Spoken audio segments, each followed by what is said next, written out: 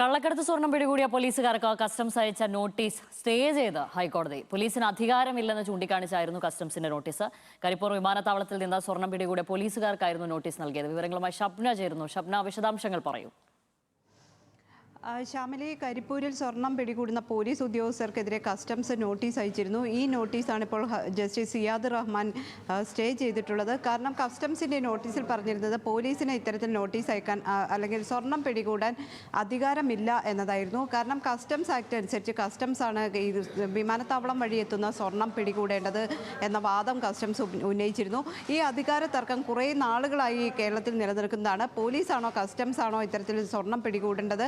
കാരണം വിമാനത്താവളത്തിന് പുറത്ത് സ്വർണവുമായി എത്തിയാൽ, കള്ളക്കടത്ത് സ്വർണവുമായി എത്തിയാൽ അത് പോലീസിന് പിടികൂടാം എന്നാണ് പോലീസിൻ്റെ വാദം. എന്നാൽ കസ്റ്റംസ് പറയുന്നു സ്വർണം എത്തിയാൽ കസ്റ്റംസിന് മാത്രമേ പിടികൂടാൻ സാധിക്കുകയുള്ളൂ. ഇത്തരത്തിൽ പിടികൂടിയ പോലീസുകാർക്കെതിരെ കസ്റ്റംസ് നോട്ടീസ് അയക്കുകയായിരുന്നു. ഏതായാലും ഹൈക്കോടതി ഈ വിഷയത്തിൽ ഇടപെട്ടതോടെ ഈ അധികാര തർക്കം സംബന്ധിച്ചുള്ള ഒരു തീരുമാനത്തിലേക്ക് എത്താനാണ് സാധ്യത.